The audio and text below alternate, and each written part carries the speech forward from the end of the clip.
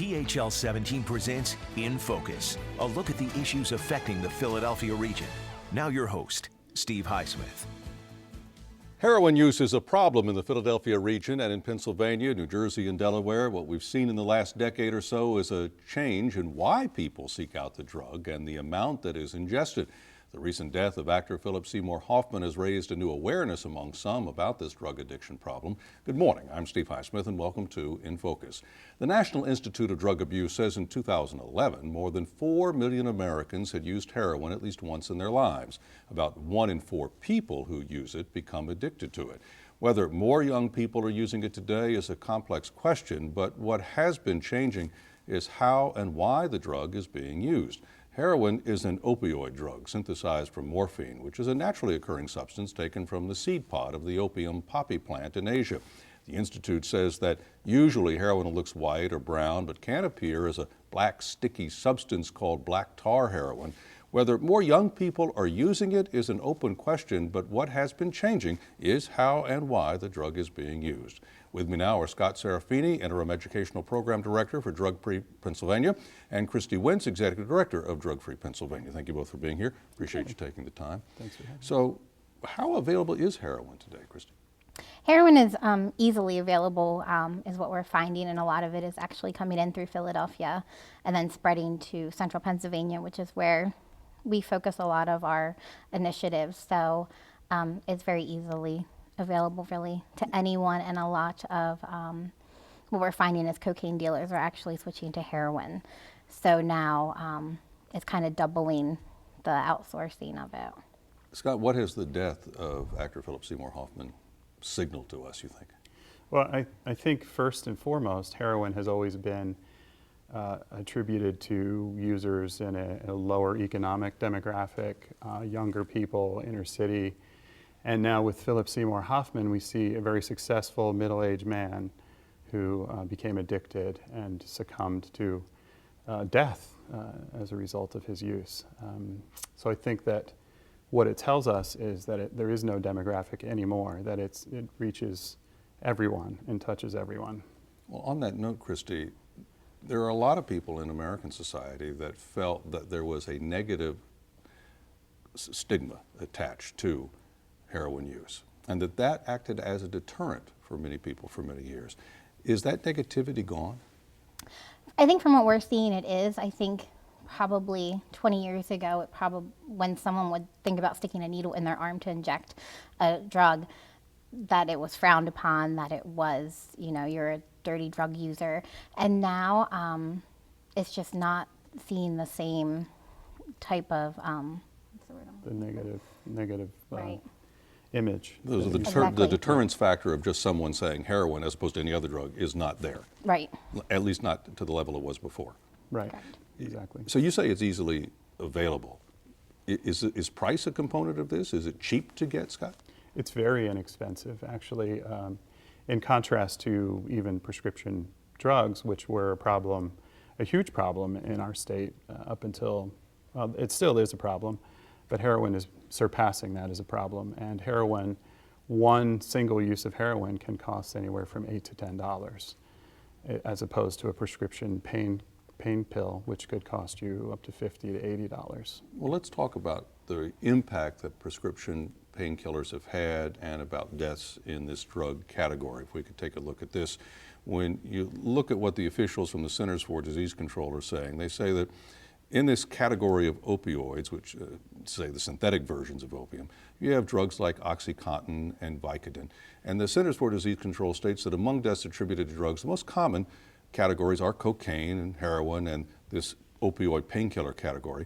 These are synthetic versions of opium, brand names like OxyContin and Vicodin, but also Percocet and methadone and others. And there has been a tenfold increase in the last 20 years in the legal medicinal use of these drugs. Has this legal use led to more heroin use? Absolutely. We find that 50% of heroin users started with a prescription drug. So it's increasing rapidly since the 90s, when we went from only using OxyContin for chemo patients to saying that it was okay and not addictive from pharmaceutical reps. So from there, we've just steadily increased. So is it true to say that the pharmaceutical industry indicated to physicians that this class of drugs was not addictive, or the risk of addiction was extremely low because of the method in which it was, the time release method that it was laid out? Correct, in the 90s, yes. And that turned out not to be the case, at least not to the same degree, that Correct. it is much more addictive. Yes. And you're saying 50% of the people using heroin today had started out using one of these types of painkillers. That's what we're finding. They're saying that that was their gateway drug to heroin. Now, is this only for older people, like the middle-aged person that Scott was talking about, or are you also finding that teenagers had used these prescription painkillers as well? And they're pretty much finding that everywhere. And also the heroin users that we're finding in Pennsylvania, there was someone that OD'd that was 19 and someone that was 86. So it's not just one group or demographic. It's spread throughout our citizenship. So Scott, when someone has used one of these prescription painkillers, let's say legally for a while or illegally, is it a reason to go to heroin for them that those are very expensive and heroin is less expensive? I think that's definitely a factor. We have to keep in mind that these prescription drugs were initially formulated for cancer patients, people that were in a lot of pain. And through studies and pharmaceutical agencies pushing these drugs, they decided, you know, they told physicians that they weren't addictive, that it's okay to give somebody these opioids for a sore back or a sore shoulder or tooth extraction. So they became increasingly available. People could get them, they could get prescriptions, and people were finding they could get certain doctors to write these prescriptions. There have been a number of arrests of physicians across the state as a result of that, but the availability of prescription drugs skyrocketed. People became dependent on them because they are addictive. And then when they could no longer get a prescription or the cost was prohibitive, they turned to heroin. So Drug Free Pennsylvania says it is easy, unfortunately, for people to get heroin today, and that the price is low, that $8 to $10 a hit that you're talking about, Right. Correct? Right. Who establishes that price, Scott? The dealers. We find a lot of this, the source of a lot of the heroin that's coming into Pennsylvania is coming from Mexico. And they bring it to our areas in bricks, and the bricks contain 100 units of heroin. And the dealers sell it. They sell it at this relatively low price. We're also finding that the heroin is extremely pure, much purer than what it was in the 80s or before that, up to 80% pure versus 5 to 7% pure was the older heroin. And the price was about $20 a hit then, and now it's about 8 to 10. So why would they be charging less for a purer form of heroin today? What's the thinking behind that? I think because there are so many users that they can afford to sell it for less money. Are you and they more still likely make a to huge become profit. addicted with a purer form of heroin, a stronger Absolutely. form? Is there also a demand on the part of the user for a stronger form of heroin because, Christie, of these painkillers and the level of euphoria or need for that drug that they have been experiencing? Absolutely. And recently in the judiciary hearings, the Attorney General, they stamp the bags. So you might find a bag that has like a Mercedes symbol on, which means that it's pure than other types. And they actually have a database that has 1,200 stamps now. So the users are actually seeking out certain brands because they're actually branding the heroin that they're dealing on the streets. We've been hearing also that there are, as there have been with drugs over the years, but lately with heroin, some being tainted with other types of drugs in combination with that, Scott. How does that happen? Why does that happen? I'm not exactly sure why they do it. There's a certain appeal to a heroin that might have a stronger effect on you. Recently, there were a number of deaths in the state resulting from heroin laced with fentanyl, and there were 20 deaths in one area. Mm-hmm. And it's extremely dangerous. It's deadly, and I think there may be a natural affinity to try something that's going to give them a different effect. Is it your experience in working with people trying to recover from addiction that when they bought those drugs laced with other things, that they knew that, or were they surprised that it was in there? From what we don't work a lot with recovery, but I do have worked with several heroin addicts who are recovering. And actually, I was surprised to find out that some of them actually seek out fentanyl-laced heroin because it gives a better high. Whether everyone does, we don't know, but it was very interesting to hear that Is it your experience that the price of this changes over time, and once you become addicted to it, the dealer knows that and charges more, or is the price pretty much constant? It remains constant because they actually end up needing more to get high. So what one bag of high might have, how high it would have gotten you, now you might need 10 bags. So the demand becomes more. This rate of addiction that I mentioned earlier, which is roughly 1 in 4, is that your experience as well, that that's an accurate number, Scott? I think that it is. It seems to be what we're experiencing. And I think one thing we have to keep in mind with the heroin user or addict in general is that they're not thinking rationally. The drug is thinking for them. We've met some really great people, great individuals who are addicted to heroin or addicted to other substances, and the drug is what causes them to think irrationally. So they seek out these stronger drugs or these mixed drugs, and it's contrary to common sense. They just want to get a better high, they want to feel better, they think it's going to do more for them, and it's not with a rational mind that they're making those decisions. For a family member, an employer, a teacher, a coach, will you know instantly when someone has begun using heroin, or is it something that is easy to hide for a while? If you know what you're looking for, I think it's easy to identify, but I think that most people aren't aware of what the effects are and could easily overlook them. And so is it possible, obviously I would think in the first time or two, that you could still function normally in the workplace and work very hard to hide it? A number of people do, and they seem to be just high-functioning individuals who are very fast-paced, very motivated. Which is true with any addiction to anything, pretty much the way it happens.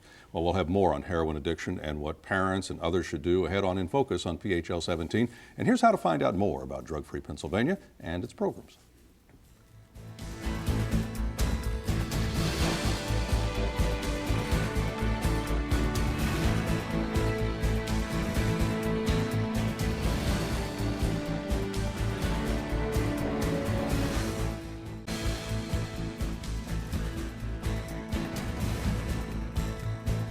Back on In Focus, I'm Steve Highsmith. We're talking about heroin use and addiction, their relationship with prescription painkillers, what parents, teachers, and coaches can do, and we're talking about recovery, but mainly prevention.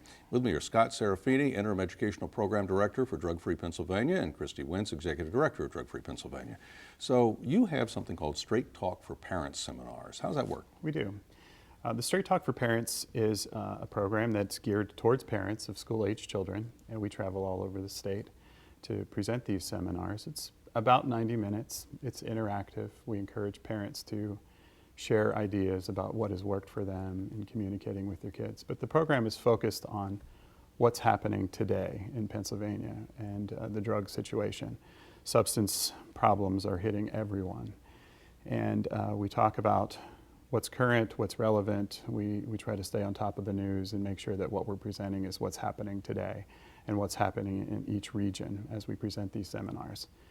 But we also talk to the parents about how they can stay informed and how they can hold conversations with their children, no matter what age they are. We don't believe that there's any age that's too early to start having the conversations to make the right decisions and smart choices. So if your school or church group wanted to have a seminar, they could contact Drug-Free Pennsylvania and might be able to arrange one on that. Absolutely. Do you have a common concern beyond, obviously, the concern that parents have about whether their children try drugs, but is there a common complaint or statement that parents make about this communication issue? The one common thread that we see, and it's not specifically about the communication, but it's about parents believing that this problem isn't in their community, it isn't in their home, and there seems to be this apathy about it. We really strongly encourage parents to become informed, to get on the internet, to watch the news and see what's happening in their community, not only in their community, but all over the state and all over the country, because the problem is significant. It's really huge in our country. And we encourage them to be in touch with their kids, to engage with them and find out what their kids are talking about, who they're with, and where they're going and how long they're gone, and just be very involved with them. And is that key in letting the child know every day? You know, I want to know where you are and when you're coming home, or you must be home by a certain amount of time, by a time. Do you also have to be consistent in what you say to them, Christie? I think absolutely, and you have to keep the dialogue open. If you discuss it one morning before school and then never bring it up again, that's not something that they're going to be thinking of when they're in the heat of the moment and someone is offering them a substance to try. So I really think that keeping the dialogue open all the time and on a continuous basis, and not being afraid to talk about what's in the news, even with the recent Justin Bieber incident, explaining to them that that's not right. They shouldn't want to do it just because, he's this pop star, and really keeping that dialogue open and then bringing things in from the news to discuss with them why it's wrong, and then this is what happens. And some kids are just more verbal than others, and some kids and parents have great relationships. But I think my experience tells me, and parents I've talked to over the years, that some parents will say, yes, my child's been detached, not talked to me for a long time. And there's a part of your brain that says, oh, well, I can see how that child got into drugs. But we also know many stories of where the parents and the kids get along really well. They seem to have great communication. Mm-hmm. The child is upbeat, and she still gets into a drug problem. Is what I just said accurate? Do you find that it really runs this spectrum? I think it can absolutely happen. It doesn't just come from being uneducated on the subject. You have bullying, you have peer pressure, you have, feeling, you want to feel happy. Maybe, no one wants to sit with you at the lunch table, and then someone offers you something to make you feel better, even though you've had that conversation with your parents, doesn't necessarily that you're going to make the right decision. Is there a cost for these seminars? These seminars are free. There's no cost. And we also say that it's very important for parents to not only have this dialogue, to be consistent in their communication, but to talk to their kids openly about why they shouldn't be trying these substances, why they should make other choices. We have been this society, and we've been in this mindset that we tell kids, just don't do it, just say no. Mm-hmm. But we think it's very important for parents to explain why. And in order to do that, parents need to be informed, and that's a big part of our seminars. I want to give both of you some reasons that teenagers have given over the years, and in recent years, for why they've used drugs. They say it makes them feel grown up, or it helps them fit in and belong, or it helps them relax. They feel very stressed these days with all the academic pressure, or it just makes them feel good. Others say, well, I like taking risks and I want to be a little rebellious. Maybe they don't state it that clearly, but that's part of that. They're rebelling against authority. And then some are just curious, mm-hmm. and they look at media and they say, well, I think my parents probably experimented with something, therefore I can experiment with something. I feel fine. Scott, where do you begin to tackle all that? Well, we do get that question often from parents. How do I talk to my kids about my past and what I've done? And I just say, the important thing is to be honest, to talk to them openly and share, mistakes that they might have made and why they think they were mistakes, and talk about the consequences of drug use. There are many jobs today that if you've had any kind of legal issue or problem with the substance abuse, that you are not going to get into a career in the area that you might want to get into. And law enforcement or medical careers, they're not going to take you if you've had substance problems in your past. Christie, do you hear from kids or from parents telling you about what their children are saying, that they use this stress part of it, that I'm really stressed out about high school? I think absolutely that's probably one of the biggest things. And I also hear a lot from the addicts that I've worked with is that they just want to feel happy. They don't feel like that they can function in society. They, going to the grocery store with their parents is overwhelming to where, they're kind of just walking around in a maze. And then by doing a substance, it makes them happy and it makes them feel better. So they're not necessarily doing it to get high, they're doing it to make themselves feel better. And I think that goes back to a little bit of a mental health crisis, obviously, in the country. And not being able to treat them. So they're kind of self-medicating so that way they can function in society. We live in a time in which we hear a lot that we care too much about self-esteem, that we give everybody a trophy, for example, when they're playing Little League. That sounds different from what you just said, that there are a lot of people that don't feel good about themselves. Absolutely.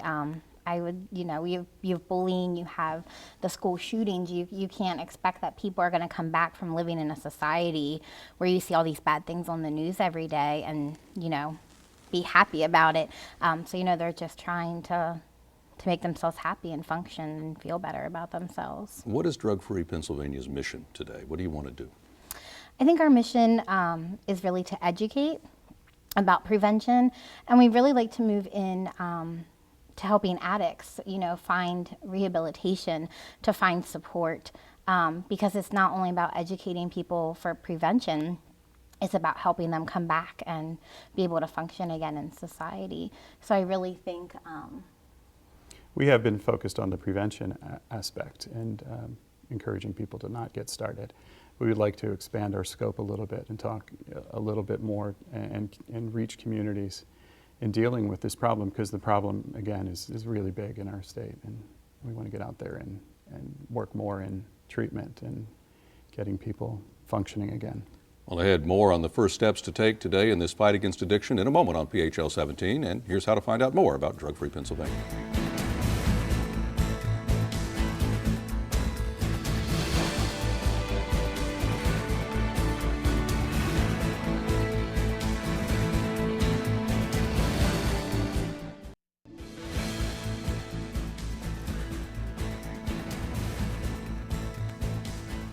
InFocus continues on PHL17 as we talk about preventing heroin and painkiller addiction with Scott Serafini and Christie Wentz of Drug Free Pennsylvania.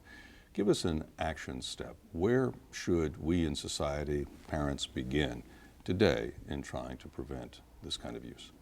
I think the biggest thing that we stress is staying educated. It may not be in the news every day, what's going on in society, but once you see it like in Hollywood is when people really start to take focus. So just staying educated on what's actually happening. It may not be on the 6 o'clock news, but it's not going away. And I think that that's the biggest step, is to realize that it is a problem in your area and that you need to stay focused and educated on it. And in your talk with parents, you would say the next step is what? Stay in touch. I think it's extremely important for parents to communicate with their children and take every opportunity that they can to communicate with them about substances, what's going on, and why they should make the right choices. Dinner table time is sometimes good, but not everybody can do that. Families are busy today, and a lot of single parent families, so the dinner table isn't always possible. But a lot of parents have suggested when they're driving in the car, taking their kids somewhere is a great opportunity to talk to their kids. But just staying connected and in touch with their kids is huge. Employers have become more and more concerned about this, to a point of where a lot of companies have enacted testing policies and at least entrance policies to that organization. What do you advise them? Is this something they should continue? Do they need a more expansive type of education about this? Absolutely. It is something that should be continued, and we have a program through Drug Free PA that deals with workplace policies. And we encourage employers to enact policies and do testing and stay in touch with their employees as well. But through that, we also have an employee assistance program that's associated with our drug-free workplace program. And the employee assistance program provides an outlet for employees to get help if they're dealing with psychological issues or drug issues, all kinds of personal issues. Until it becomes an issue in your family, it's very easy to think of this as being a problem that exists somewhere else. How would you describe to someone the cost of heroin use in society?